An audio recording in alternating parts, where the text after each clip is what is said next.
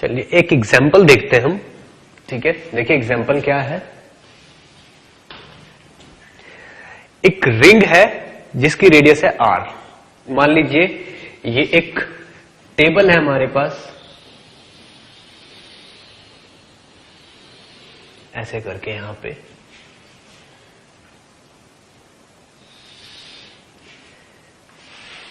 ये यहां पे एक हमारे पास ऐसे टेबल है, मान लीजिए यू, ठीक है। इस टेबल पे एक रिंग रखी हुई है इस तरीके से, ये इस रिंग की एक्सिस होगी, ठीक है। अब इसने कहा है कि इस रिंग के सेंटर पे एक चार्ज Q नोट रखा है और इस रिंग पे चार्ज है Q, यानी कि रिंग पे एक यूनिफॉर्मली डिस्ट्रीब्यूटेड चार्ज है Q।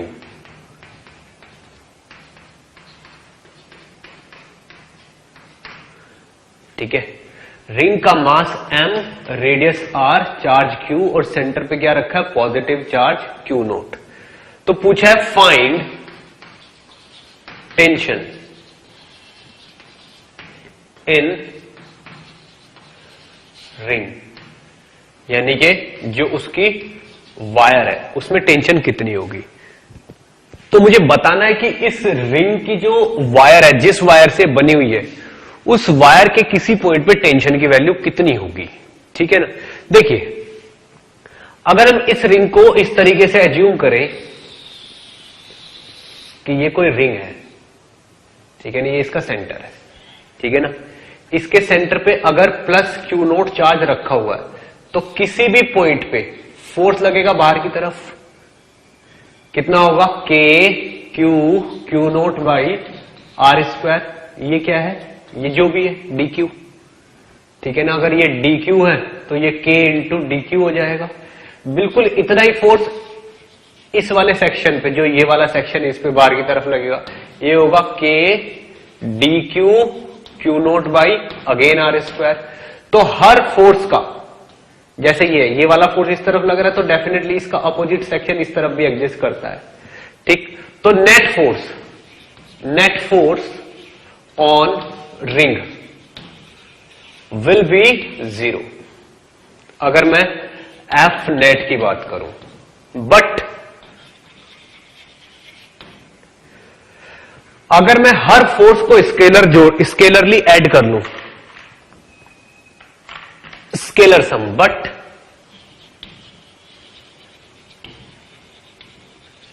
Scalar sum of all forces will be K Q naught by R square, ये होगा F। कैसे, अगर ये वाला फोर्स में फिर इससे नेक्स्ट वाले पे जो फोर्स है वो, फिर इससे नेक्स्ट वाले पे जितने फोर्स है, इन सबको स्केलरली ऐड कर लेता हूं तो पूरी रिंग पे फोर्स कितना आ जाएगा, K into Q naught by R square, ठीक। अब अगर हम टेंशन फाइंड आउट करनी है हमको, T इज इक्वल टू होता है स्केलर सम डिवाइडेड बाई 2 पाई, ठीक। ये फॉर्मूला आपको याद रखना है, ये सर्कुलर मोशन से आता है, ठीक है ना। अगर किसी भी क्लोज्ड सर्कुलर स्ट्रक्चर पे रेडियली आउटवर्ड फोर्स का स्केलर सम कुछ है तो उसको 2 पाई से डिवाइड के, मान लीजिए ये वाला सम F है तो इसको अगर आप 2 पाई से डिवाइड कर दोगे तो टेंशन आ जाएगा। तो यहां पे स्केलर सम कितना हुआ, Q नोट बाई ये, तो टेंशन T की वैल्यू होगी F upon 2 pi, that is means tension T की वैल्यू हो जाएगी Q नोट बाई 2 पाई और साथ में R का स्क्वायर, ठीक है। तो यहां से अगर मैं K की वैल्यू रखूंगा तो K होगा 1/4 पाई एप्सिलॉन नोट, तो ये हो जाएगा 1/8 pi square R note Q1 Q2, ठीक है। तो ये टेंशन की वैल्यू हो गई, ये आपका आंसर हो गया। इस चीज को बहुत अच्छे से नोट करिए, फिर हम नेक्स्ट क्वेश्चन पे मूव करते हैं।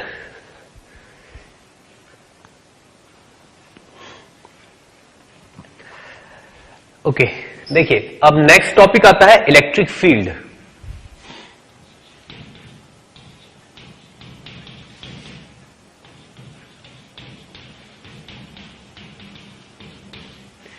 Electric field. ठीक है, देखिए इलेक्ट्रिक फील्ड भी अपने आप में बहुत ही ज्यादा वैल्यूएबल और इंपॉर्टेंट टॉपिक है। इलेक्ट्रोस्टैटिक्स की स्टार्टिंग हम इलेक्ट्रिक फील्ड से ही करते हैं, लेकिन इलेक्ट्रिक फील्ड से पहले थोड़ा सा कूलम्ब्स लॉ के बारे में एक्सप्लेन करना बहुत जरूरी होता है, ताकि हम इसके एक्सप्लेनेशन या इसके जो एप्लीकेशंस हैं उनको अच्छे से रियलाइज कर पाए। देखिए इलेक्ट्रिक फील्ड क्या होता है?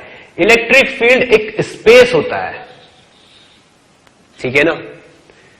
इलेक्ट्रिक फील्ड एक स्पेस की प्रॉपर्टी होती है या एक स्पेस होता है अराउंड एनी चार्ज, ठीक है ना, स्पेस अराउंड एनी चार्ज और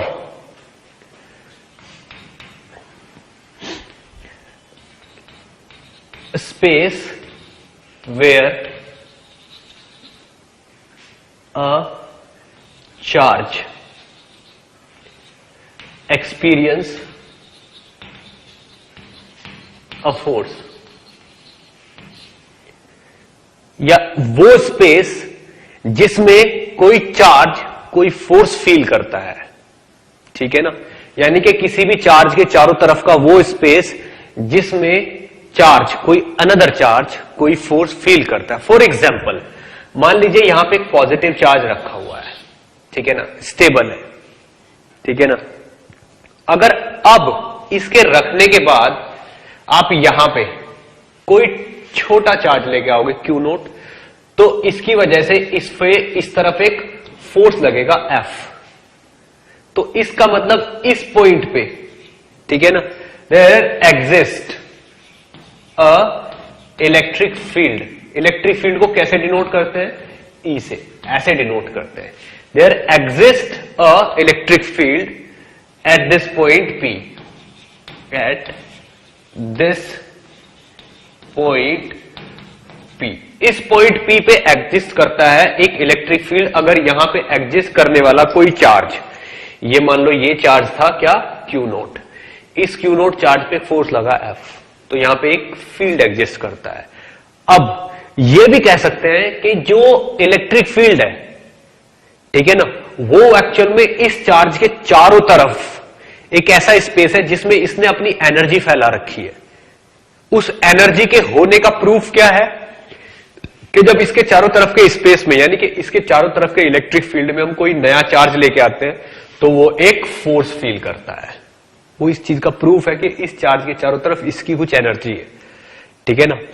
तो इलेक्ट्रिक फील्ड क्या है? अ स्पेस जिसमें एनर्जी एग्जिस्ट करती है, ठीक। अब ये जो इलेक्ट्रिक फील्ड है ये किसी चार्ज में से ही निकलता है। एक्चुअली मान लीजिए पॉजिटिव चार्ज है, तो इसमें से इलेक्ट्रिक फील्ड चारों तरफ ऐसे निकलेगा और 0 से लेके इंफिनिटी तक फैल जाएगा, up to infinity, up to infinity, यहां से लेके इनफाइनाइट तक रहेगा ये चार्ज, ठीक। अब अगर नेगेटिव चार्ज है तो भी चार्ज ऐसे ही फैलेगा, पर इनफाइनाइट से अंदर की तरफ आएगा। अंदर की तरफ आने का मीनिंग क्या हुआ कि अगर कोई आप पॉजिटिव चार्ज रखोगे छोटा सा Q नोट, तो उस पे फोर्स इस डायरेक्शन में लगेगा, इस तरफ फोर्स। और अगर कोई पॉजिटिव चार्ज के पास यही टेस्ट चार्ज रखोगे तो इस पे फोर्स बाहर की तरफ लगेगा, U, ठीक। तो जिस डायरेक्शन में पॉजिटिव चार्ज पे फोर्स लगता है उसी डायरेक्शन को हम इलेक्ट्रिक फील्ड की डायरेक्शन बोलते हैं। अब ये Q नोट क्या है? Q naught is a test charge, ठीक। अब टेस्ट चार्ज की क्या प्रॉपर्टी होती है? टेस्ट चार्ज बहुत ही स्मॉल होता है और पॉजिटिव, ये टेस्ट चार्ज की प्रॉपर्टीज है। तो Q नोट क्या है? टेस्ट चार्ज है। क्यों टेस्ट चार्ज को बहुत स्मॉल और पॉजिटिव होना क्यों जरूरी है?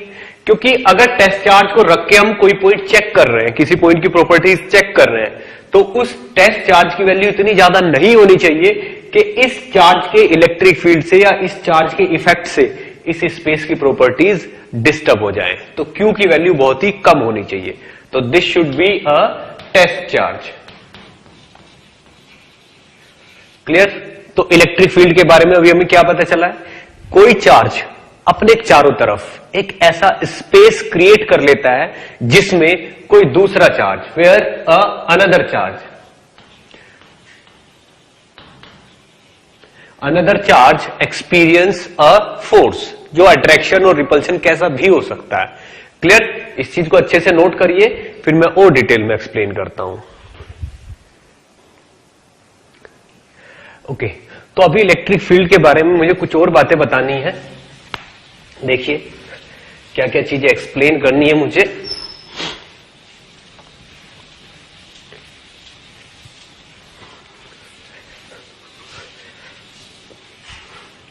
देखिए, तो इलेक्ट्रिक फील्ड क्या हुआ? इलेक्ट्रिक फील्ड वो स्पेस है जो एक चार्ज के चारों तरफ होता है। अब कोई भी चार्ज खुद के इलेक्ट्रिक फील्ड की वजह से कोई फोर्स एक्सपीरियंस नहीं करता, ठीक है ना। यानी कि कोई भी चार्ज जो अपने चारों तरफ इलेक्ट्रिक फील्ड फैला लेता है, ठीक है ना, उसकी वजह से उस पे खुद पे कोई फोर्स नहीं लगता। अब एक चीज होती है electric field intensity, electric field intensity,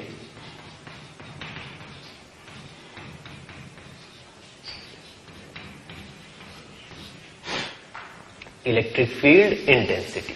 okay, देखिए क्या होता है, इलेक्ट्रिक फील्ड इंटेंसिटी को फाइंड आउट करने का एक तरीका है जिसमें हमें कूलॉम लॉ की हेल्प लेनी पड़ेगी। मान लीजिए यहां पे एक पॉजिटिव चार्ज रखा हुआ है, ये जिसकी वैल्यू है Q। हमसे पूछा जा रहा है कि यहां पे ये कोई पॉइंट है P, जिसकी डिस्टेंस यहां से R है, ठीक है। तो इस पॉइंट पे इस चार्ज की वजह से इलेक्ट्रिक फील्ड की इंटेंसिटी बताइए क्या होगी, ठीक है ना। यानी कि कितना इलेक्ट्रिक फील्ड है, ज्यादा है या कम है। तो इलेक्ट्रिक फील्ड इंटेंसिटी एक्चुअल में कैसे डिफाइन की जाती है? दैट इज फोर्स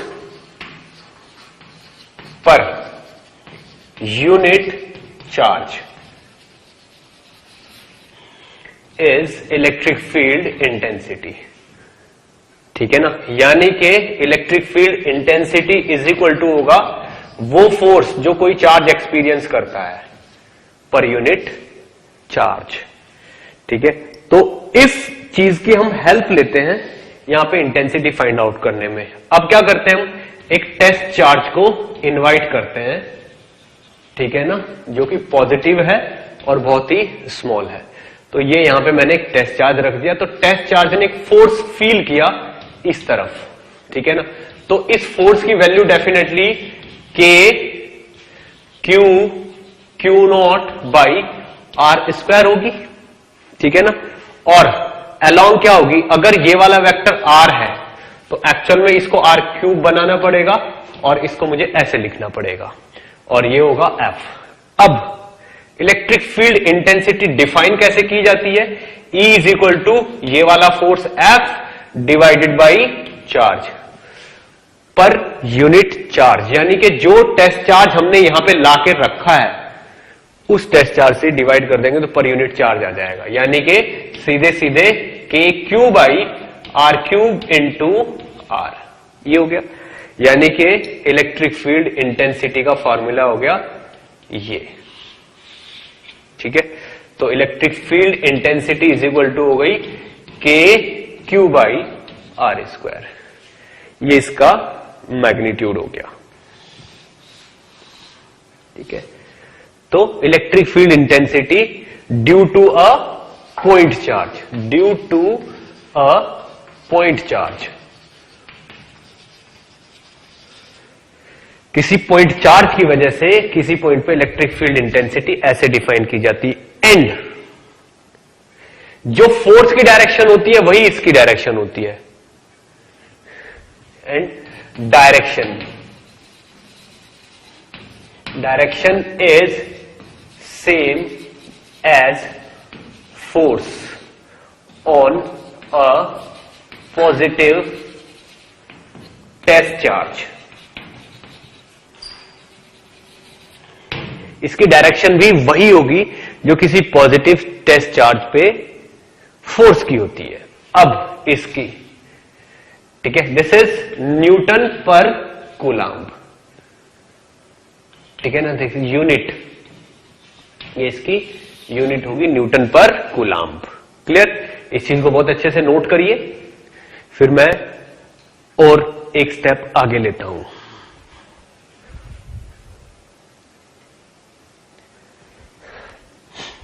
तो ये जो हमने इलेक्ट्रिक फील्ड का फॉर्मूला निकाला है ये किसी पॉइंट चार्ज के लिए है, ठीक है ना। तो फॉर अ पॉइंट चार्ज, ठीक है। अब आप एक चीज देखिए, अगर ये पॉइंट चार्ज के लिए अगर क्या होगा अगर कोई बड़ी बॉडी, कंटिन्यूअस बॉडी, मान लीजिए ये कोई बड़ी बॉडी है, ठीक है ना, फॉर अ कंटिन्यूअस बॉडी,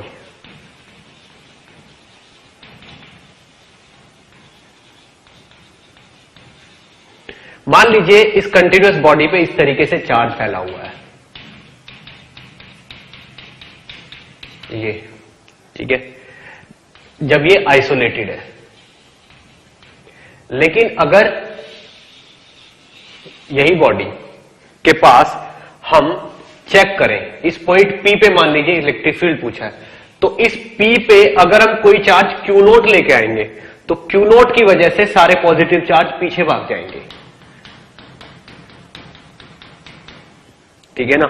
क्या हो गया, चार्ज डिस्ट्रीब्यूशन चेंज हो गया।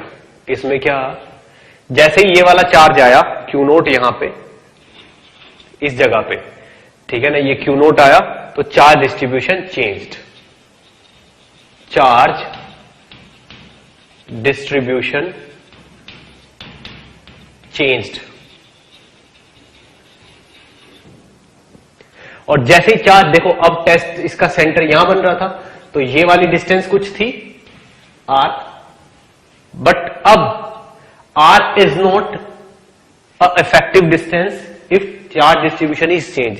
जैसे ही चार्ज डिस्ट्रीब्यूशन चेंज हुआ इफेक्टिव डिस्टेंस कुछ और हो जाएगी, ये डिस्टेंस r रह जाएगी और सेंटर पहुंच जाएगा यहां पे। इसलिए for a continuous body r is not defined, मतलब it is not well predictable. तो इसलिए this formula is not valid for a continuous big size body, this is valid only for point charge body. Clear? So R will change and formula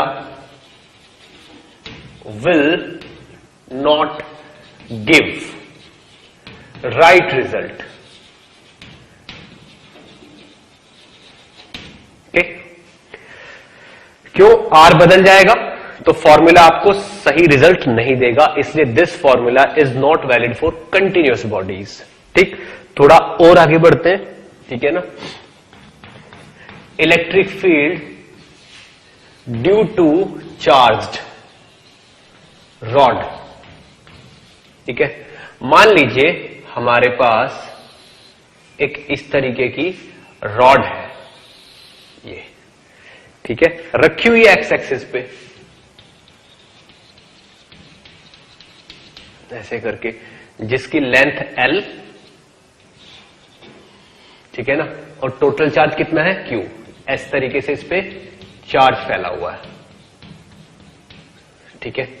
अब इसके एक and से यहां से x distance पे ये कोई पॉइंट है P, ठीक है ना। तो पूछा है find electric field eight point P, ठीक है ना। P पॉइंट पे इलेक्ट्रिक फील्ड क्या होगा, इसके लिए मुझे क्या करना पड़ेगा, इसके लिए मुझे P पॉइंट पे इलेक्ट्रिक फील्ड फाइंड आउट करना पड़ेगा एक एलिमेंट की वजह से। ये एलिमेंट लूंगा मैं जिस पे चार्ज होगा dq, जो कि यहां से r डिस्टेंस पे होगा और जिसकी थिकनेस कितनी होगी dr। तो इस चार्ज dq की वैल्यू कितनी हो जाएगी, dq हो जाएगा total charge q over l into dr। Element की लेंथ कितनी है dr, तो इस dr पे एग्जिस्ट करने वाला चार्ज कितना हो जाएगा q over l into dr। अब electric field due to this charge कितना होगा k dq over r square, ठीक है। अब इलेक्ट्रिक फील्ड क्या है, इलेक्ट्रिक फील्ड इसकी वजह से इस पॉइंट पे इस डायरेक्शन में होगा, नेक्स्ट वाले एलिमेंट की वजह से भी इसी डायरेक्शन में, तो ऐड हो जाएगा। यानी कि अगर मैं इस चीज को इंटीग्रेट कर दूं x से लेके x प्लस l तक, तो आपके पास रिजल्ट आ जाएगा फाइनली। तो फाइनल रिजल्ट क्या आएगा आपके पास, k तो कॉमन आ जाएगा बाहर, dq की वैल्यू अगर आप रखोगे तो q upon l into dr और डिवाइडेड बाई 1/r²। तो यहां से k q बाई l ऐसे आ जाएगा और 1/r² dr का इंटीग्रेशन आ जाएगा minus 1/r from x to x plus l। That means k q upon l और ब्रैकेट में आ जाएगा 1/x minus 1/x plus l। ये आपका आंसर हो जाएगा। तो किसी भी चार्ज रॉड की वजह से इलेक्ट्रिक फील्ड कितना आ गया, ये जैसे इलेक्ट्रिक फील्ड। अब यहां पे एक चीज ध्यान देने वाली है कि अगर यहां पे मैं टेस्ट चार्ज लाके रखूंगा तो डेफिनेटली ये डिस्ट्रीब्यूशन बदल जाएगा, ठीक है ना। तो charge distribution should not changed, इसलिए या तो ये नॉन कंडक्टिंग होनी चाहिए, ठीक है ना, या फिर यहां पे आप टेस्ट चार्ज लाके, ठीक है ना, फोर्स एक्सपीरियंस करके उसको क्यू से डिवाइड करके नहीं करोगे, आप थ्योरेटिकली इसको कैलकुलेट करेंगे। तो इलेक्ट्रिक फील्ड की वैल्यू क्या आ जाएगी, ये। इसको अच्छे से नोट करिए, फिर मैं नेक्स्ट स्टेप पे मूव करता हूं।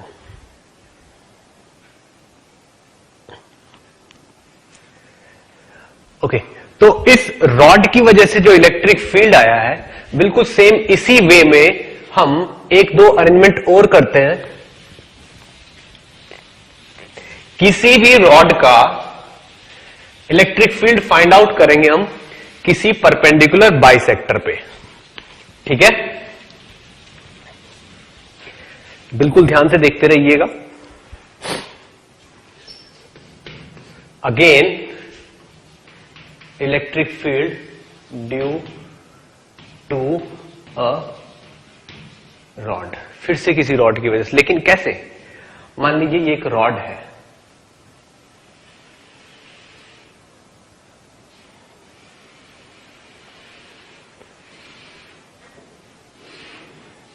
यहां तक की, ठीक, जिसकी लेंथ L और चार्ज है Q। तो लैम्डा की वैल्यू क्या होगी, Q अपॉन L, ठीक है।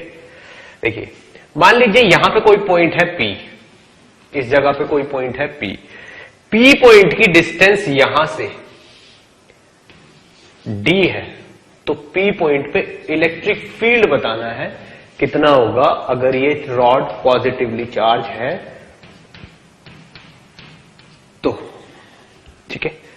देखिए इसको कैसे करना है, पहले तो देखते हैं कि इस रॉड के रिस्पेक्ट में पॉइंट की पोजीशन क्या है। देखिए एंड से, फर्स्ट एंड से इसको ऐसे मिलाया, ये एंगल मान लीजिए बना है θ2, दिस इज θ2। अब इसी रॉड को, इस एंड को यहां से मिलाया, ये वाला एंगल बना है मान लीजिए θ1, this is θ1 and this is θ2, ठीक है। अब अगर यहां पे मैं देखूं तो इस रॉड की वजह से इस पॉइंट पे इलेक्ट्रिक फील्ड, ठीक है, बिल्कुल ना तो ऐसे होगा ना ऐसे होगा। एक्चुअल में इलेक्ट्रिक फील्ड के दो कंपोनेंट होंगे, एक तो इस तरफ होगा और एक मान लीजिए इस तरफ होगा।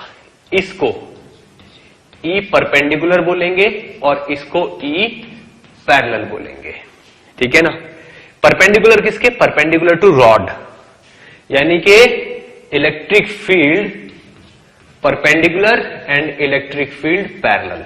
मैंने यहां के इलेक्ट्रिक फील्ड को दो पार्ट में डिवाइड कर लिया, ठीक है ना।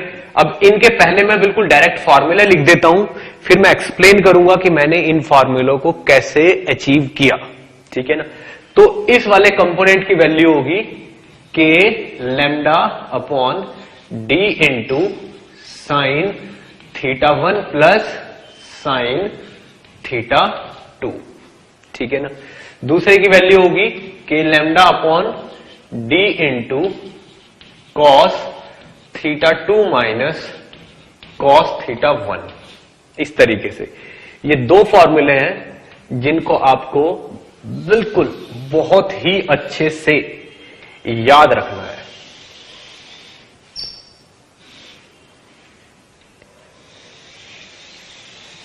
ये तो किसी भी रॉड की वजह से इलेक्ट्रिक फील्ड के फॉर्मूले होते हैं ये, this is θ1 and this is θ2, ये E परपेंडिकुलर और ये E पैरेलल। E पैरेलल उधर भी हो सकता है, किधर भी हो सकता है। अब आपको देखना है कि ये चीजें आई कैसे, ठीक है। What is lambda? Lambda is charge density Q upon L, this is lambda, ठीक है। अब E पैरेलल और E परपेंडिकुलर, आप चाहो तो लैम्डा को KQ बाई L और D की टर्म में भी ला सकते हो, ठीक है ना, but D is perpendicular distance. अब आप देखिए इसका एक स्पेशल केस देखिए इसी फॉर्मूले का। मान लीजिए रॉड ये है, रॉड इज दिस, ये रॉड है और पॉइंट यहां पे एग्जिस्ट करता है इस जगह पे, ये पॉजिटिवली चार्ज रॉड है। तो अब परपेंडिकुलर डिस्टेंस कैसे लेंगे?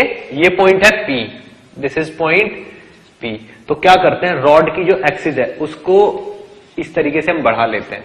अब ये वाली जो डिस्टेंस हुई ये, this is D,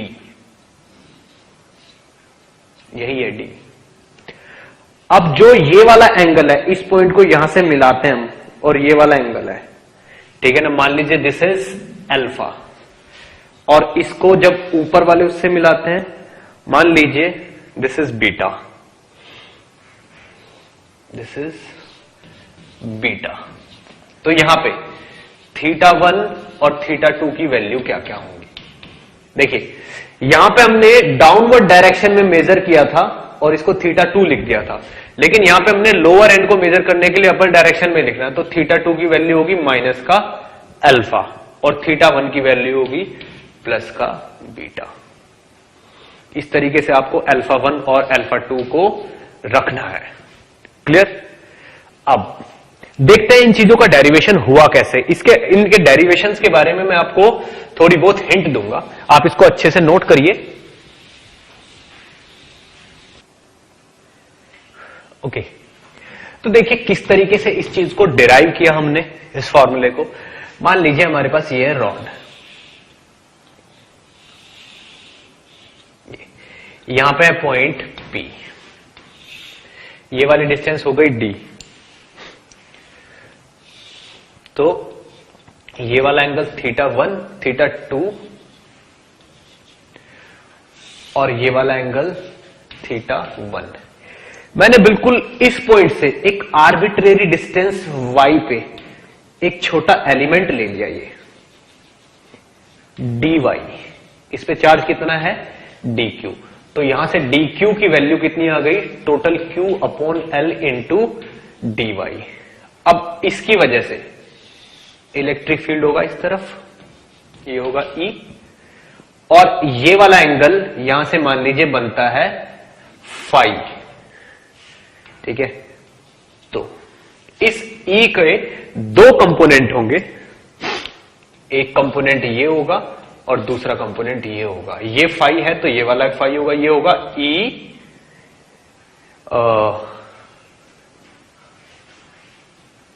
cos phi और ये होगा E साइन फाई, ठीक है। अब आप खुद ही देखिए, अगर इस एलिमेंट की वजह से इस पॉइंट पे इलेक्ट्रिक फील्ड E लिखा जाए तो E की वैल्यू होगी, अगर ये फाई है, ये y है और ये d है, k dq over y square plus d square, ठीक है ना। ये E होगा cos थीटा और साइन, cos फाई और साइन फाई, ये अगर फाई एंगल है तो cos फाई की वैल्यू क्या होगी, cos फाई होगा यहां पे d over under root of d square plus y square, और साइन फाई क्या होगा यहां पे, साइन फाई होगा यहां पे y over under root of d square plus y square, ठीक है।